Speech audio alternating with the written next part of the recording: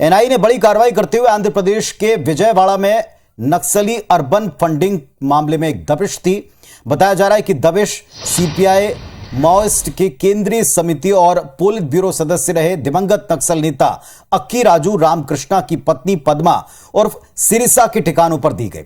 उसके रिश्तेदारों के 3 मकान में रेड की कार्रवाई की गई। जानकारी के मुताबिक एनआईए को छापेमारी के दौरान कई प्रभावशाली लोगों के फंडिंग करने समेत कई अहम जानकारियां मिल चुकी। 3 घंटे तक यह कार्रवाई चली। क्या बरामद हुआ अब तक खुलासा नहीं, लेकिन जानकारी है कि नक्सल संगठन के लिए की गई अर्बन फंडिंग संबंधी कुछ अहम डिटेल्स एजेंसी के हाथ लग चुके हैं।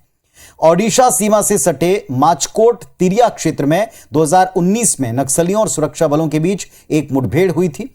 वहीं पुलिस को मौके की सर्चिंग के दौरान शबरी नदी के पास से एक डायरी मिली थी जिसमें अर्बन फंडिंग के बारे में एक जिक्र था और इसी आधार पर एनआईए इस मामले की पड़ताल कर रही है और इस पड़ताल में मिला क्या है एग्जैक्टली ये अब तक पता नहीं है। तो एनआईए की रेड पड़ना कई एंगल से, कई लिहाज से बहुत ही खास है, महत्वपूर्ण है। इस रेड से एनआईए को मिला क्या है, जो बताया गया कि कुछ डिटेल्स मिले, ये अब तक स्पष्ट नहीं, लेकिन इस रेड से किस तरीके से आगे आपको मदद मिल सकती है, इस बात को जरा डिकोड करते हैं। इसके क्या मिलने की संभावना है, इस बात को भी डिकोड करते हैं। पहली बात तो ये कि नक्सलियों के अर्बन नेटवर्क की जानकारी एनआईए के हाथ शायद पूरी तरह से लग गई।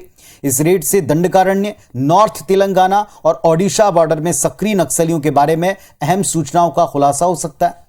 रेड से मिली सूचनाओं के आधार पर कार्रवाई से नक्सलियों के अर्बन कनेक्शन को काटने का, तोड़ने का एक अवसर होगा और इससे नक्सल संगठनों की पहुंच, वित्तीय और दूसरी मदद, इस पर एक अंकुश लग पाएगी, यानी एक तरह से उनकी बैकबोन को तोड़ने वाला हो सकता है।